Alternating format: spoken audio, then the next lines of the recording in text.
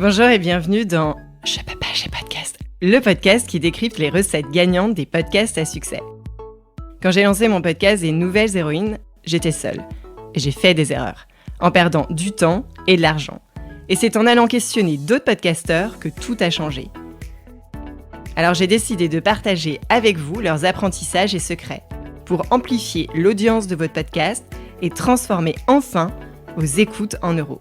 De manière simple et efficace, sans y laisser des litres de sueur, on n'est pas chez Basic Fit. Je suis Céline Steyer, directrice marketing reconvertie en créatrice de podcast.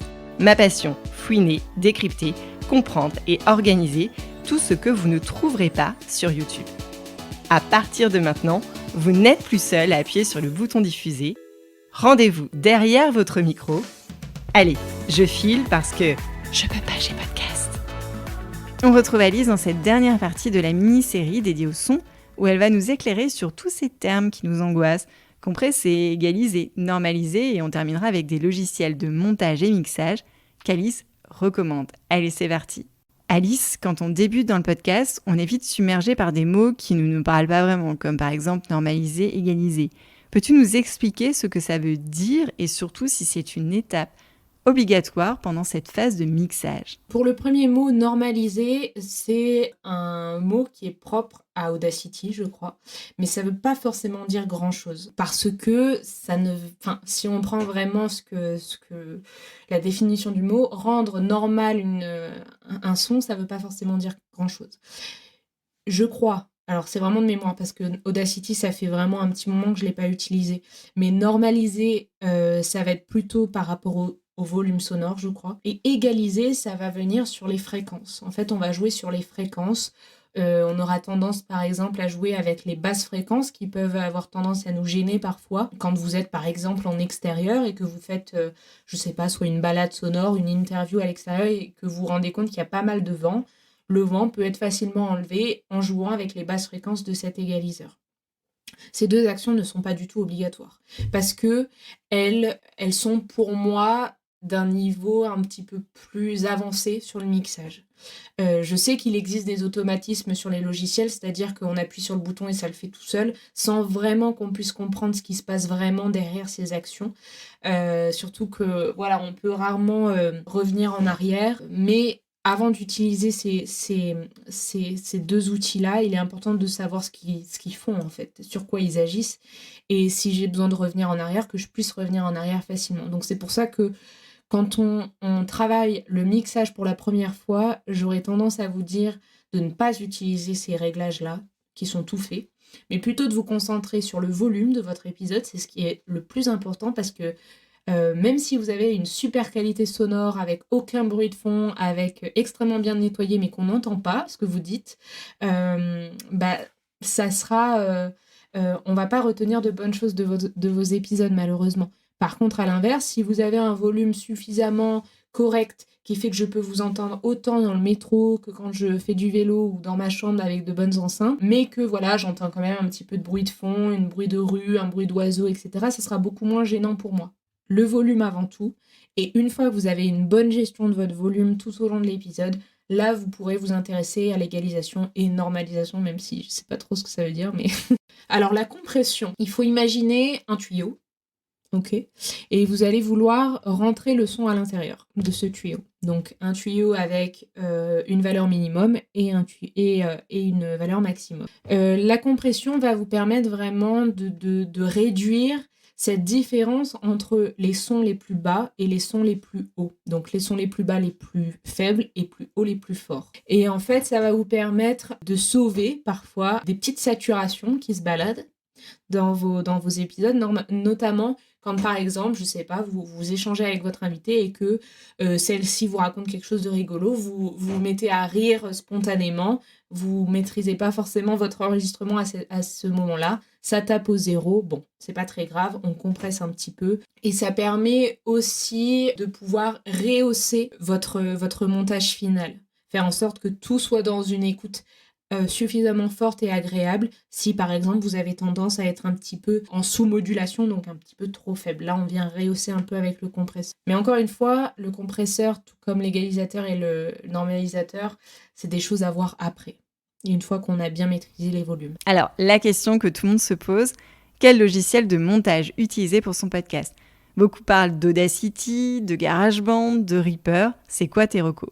Moi, j'utilise uniquement des logiciels professionnels que j'ai appris à l'école, donc je vais pas forcément vous les conseiller parce que, je veux dire, j'ai pris quelques années avant de les maîtriser. Audacity, pourquoi je l'utilise plus ? Parce que on se sent très vite limité. Si vous commencez votre premier podcast, vos premiers épisodes et que vous avez envie de toucher un petit peu, faire du volume, faire un peu de musique, jouer un petit peu et tester pour la première fois, Audacity peut quand même être une bonne option. Mais vraiment pour commencer parce que vous allez voir que votre évolution va être finalement assez rapide avec le montage son, etc.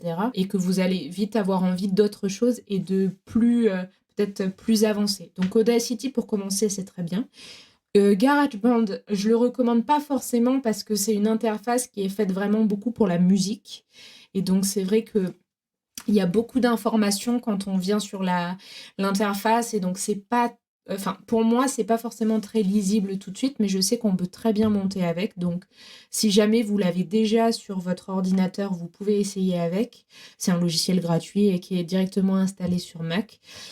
Celui que je recommande moi, par contre, beaucoup, c'est Reaper. Vous pouvez le télécharger gratuitement. Il est peut-être un petit peu plus impressionnant que les deux premiers parce que, justement, quand on ouvre la fenêtre, on a une fenêtre quasiment vide. Et donc, c'est intéressant d'aller chercher quelques tutoriels, quelques informations pour pouvoir savoir comment commencer. Mais ce qui est bien avec Reaper, c'est qu'il peut facilement évoluer avec vous, dans le sens où si vous avez simplement besoin de faire du montage, vous pouvez tout à fait en faire. Il y a de quoi faire des coupes, des petits fondus, des trucs très très simples. Mais si après vous souhaitez évoluer, alors par exemple en rajoutant un effet téléphone, par exemple, je dis n'importe quoi, là vous aurez la possibilité de le faire. Ensuite, si vous avez envie de rajouter un petit peu de reverb parce que je sais pas, vous faites une fiction sonore et que votre personnage rentre dans une immense grotte, une immense cathédrale, hop, vous allez pouvoir jouer aussi avec ces petits éléments-là. J'aime beaucoup Reaper parce que voilà, il vous suit vraiment dans votre évolution et vous propose beaucoup de choses gratuitement et facilement, facile d'accès. Il faut prendre le temps de se former parce que voilà, c'est peut-être la différence avec les deux autres, c'est que c'est pas aussi instinctif. Tout n'est pas face à soi et c'est vrai que Reaper fonctionne beaucoup avec les raccourcis clavier, voilà, qu'on peut personnaliser, etc.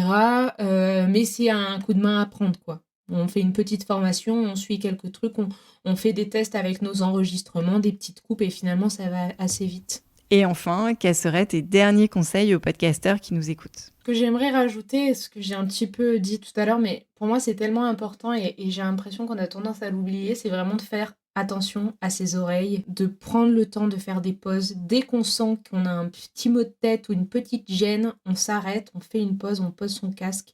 On ne s'inflige pas 12 heures de montage de suite. Voilà, je vous invite peut-être à visiter quelques-uns de ces sites de santé pour vous rendre compte. Mais c'est peut-être la dernière chose que je dirais, de bien faire attention à ses oreilles, ouais. Pour quelqu'un qui se lance, et même pour tout le monde, il faut voir vraiment le montage comme la partie concrétisation et la partie créativité de votre épisode. Et de le voir plutôt comme ça, plutôt qu'une technique pure et dure, même si c'en est un peu. Mais juste de se dire que à ce moment-là de votre travail, vous allez pouvoir tester énormément de choses. C'est-à-dire que par exemple, si en plein milieu de votre interview, vous avez envie de mettre un petit bruit d'eau, ou vous avez envie, je sais pas, de mettre des pas dans la neige, c'est à ce moment-là que vous allez pouvoir vous amuser. Et donc, essayez de le voir plutôt comme ça, plutôt qu'une grande montagne, mais vraiment comme, voilà, si vous avez envie de mettre un petit extrait musical, et ben vous le mettez, vous essayez. C'est pas que de la technique. Voilà, c'est aussi beaucoup de créativité à ce moment-là. Je vous invite vraiment à explorer tout ce que vous pouvez faire avec du montage, avec vos micros, vos enregistreurs. Il y a beaucoup de choses à faire. Il n'y a pas de limite dans le son, donc il faut en profiter. Voilà. Ce sera tout pour aujourd'hui avec Alice qui nous partage les secrets du travail du son pour son podcast. Voici les principaux points que j'en retiens. Petit A, bien enregistré. Pour avoir le meilleur résultat final, il faut avant tout réaliser un bon enregistrement. Prenez donc le temps de bien connaître et régler votre matériel avant de vous lancer. Enregistrez au format .wave, même si le format final sera du MP3, c'est toujours de meilleure qualité. Prévoyez un microphone par personne, avec un pied ou un trépied assez grand pour arriver face à la bouche. Ceci afin d'éviter les bruits de manipulation du micro.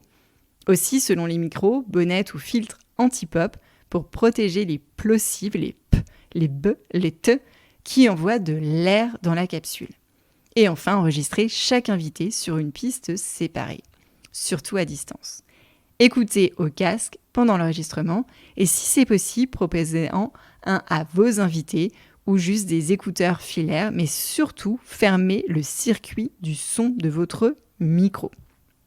2 règles d'or pour fermer ce petit art. Le signal d'entrée d'un micro ne doit jamais dépasser 0 décibel. Donc vous allez voir dans votre logiciel, c'est ce qui apparaît en vert, ensuite jaune et rouge.